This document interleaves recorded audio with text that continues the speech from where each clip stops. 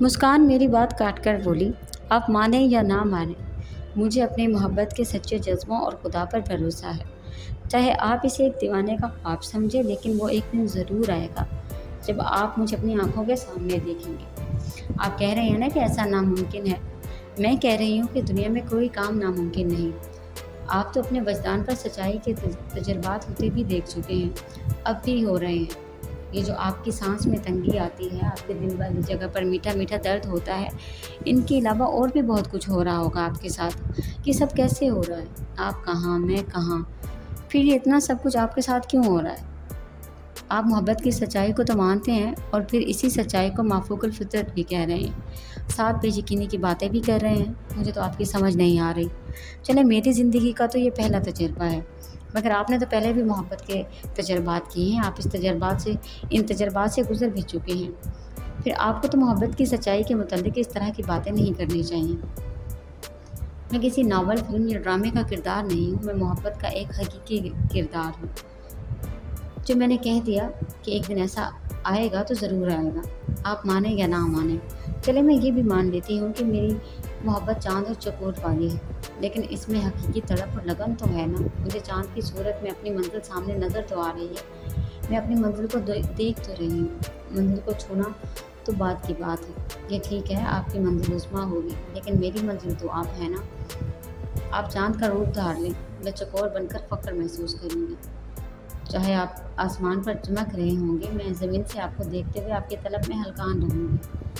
جب طلب تڑپ میں بدل جائے تو آپ سے ملنے کے جتن کروں گی۔ پھر اڑنا، گرنا، گر کر فنا ہونا تو محبت کی میراث ہوتی ہے۔ آپ چاند بنے تو صحیح، میں آپ پر فنا نہ ہو جاؤں تو میرا نام بدل دینا۔ میں جو کہتی ہوں وہ کر جاتی ہوں۔ میں آپ سے پھر کہہ رہی ہوں کہ ایک دن میں آپ سے ضرور ملوں گی، ہمارا ملن ضرور ہوگا۔ یہ باتیں سنتے ہی میری سانس رکنے لگی تھی۔ اس وقت پیکج والا پہلا گھنٹہ ختم ہو گیا تھا۔ میں نے بڑی بڑی سانسیں لیتے ہوئے جلدی سے مسکان کو دوبارہ فون کر دیا۔ دیر کرتا تو شاید دل کے درد میں مزید اضافہ ہو سکتا تھا۔ مسکان فون اٹینڈ کر کے ہنستے ہوئے بولی تھی، آج تو آپ نے فوراً ہی فون کر دیا، لگتا ہے آپ کو میری محبت کی شدت کا احساس ہو گیا ہے۔ شکریہ میری جان، میرے دل کے شہنشاہ۔ ویسے آپ ابھی سے اس طرح کی نا امیدی کی باتیں نہ کریں، اور ہاں، میرا وعدہ ہے کہ میں آپ سے ضرور ملوں گی، لیکن شادی کے بعد میں آپ کو تنگ نہیں کروں گی۔ مسکان، ویسے ایک بات تو بتاؤ، میں خوشگوار لہجے میں بولا، جب تم مجھ سے ملنے آؤ گی تو کیا اڑن کھٹولے پر بیٹھ کر آؤ گی؟ میں اڑن کھٹولے پر بیٹھ کر آؤں یا ہوا کی ناؤں میں، بس میں نے آنا ہے۔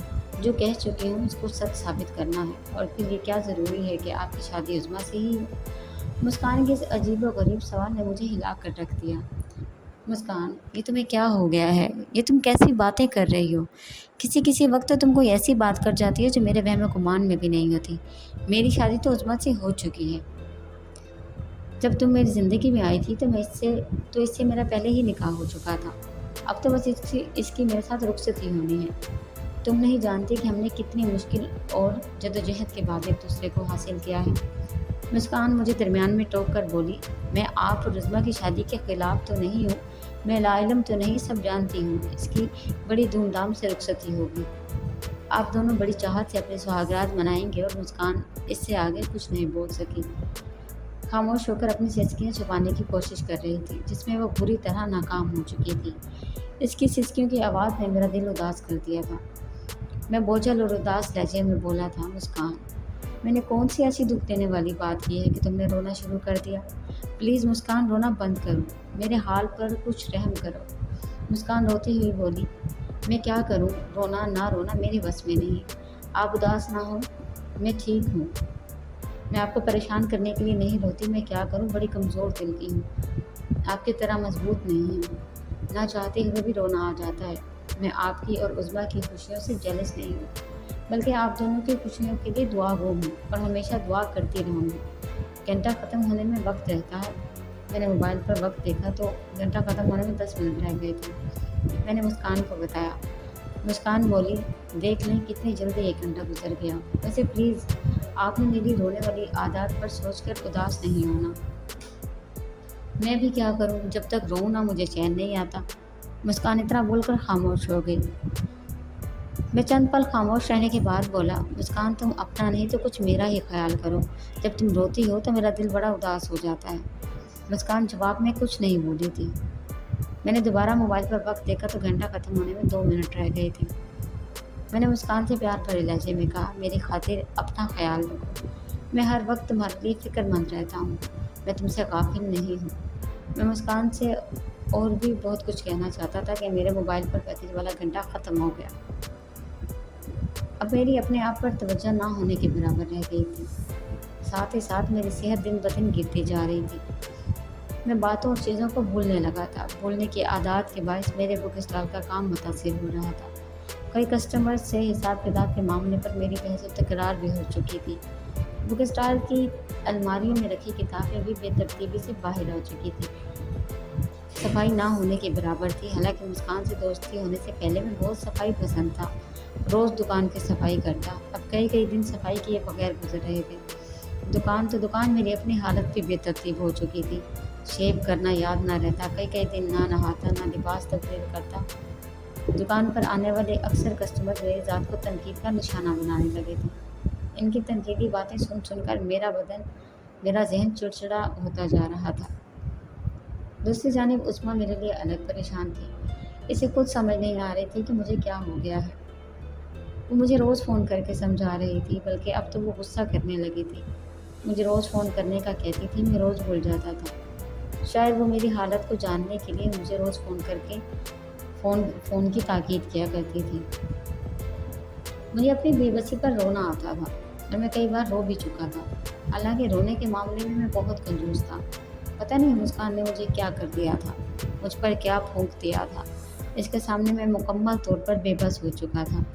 दिन ब दिन मेरी बेबसी में इजाफा होता चला जा रहा था। मुस्कान की हालत तो मुझसे भी गई गुजरी हो चुकी थी। जूं दिन गुजर रहे थे, इसकी मरने वाली बातें बढ़ रही थी। अब जब फ़ोन पर बात होती तो वो रोने लगती और अपने मरने की बातें करने लगती। अब वो बार कहने लगी थी कि मैं आपके बगैर मर जाऊंगी।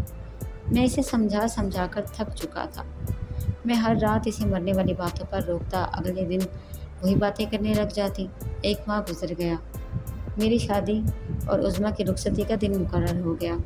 जिस रोज़ मेरी शादी का दिन मुकर्रर हुआ, आने वाली रात मुस्कान बहुत उदास और गमज़दा थी।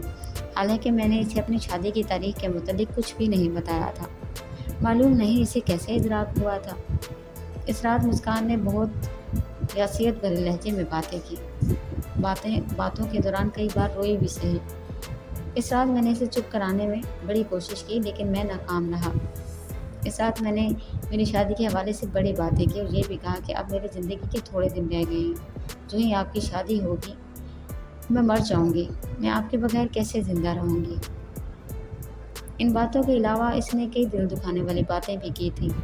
इससे पहले मैंने इसे कभी ऐसी दिल दुखाने वाली बातें करते ना देखा था। पहले मैं जो कहता था मान लेती थी। इस रात इसने मेरी एक बात ना मानी, बस अपसरदा बातें करती और रोती रही। इसकी बातें सुनकर मेरा दिल बहुत उदास हो गया था। मुझे लग रहा था कि मैं किसी भी वक्त मर सकता हूँ। मुस्कान की हालत भी मेरे जैसी थी, लेकिन मैं इसे मरने नहीं देना चाहता था। मैंने इसे बहुत समझाया था, इससे वादे लिए थे, अपनी कस्में दी थी। मेरे वादे कस्मों का उस पर कोई असर न था। इन वादों कस्मों के बाद वो मरने वाली बातें करती रहती थी। मैं इसकी ऐसी मलूल बातें सुनकर काफ़ी अपसेट हो गया था।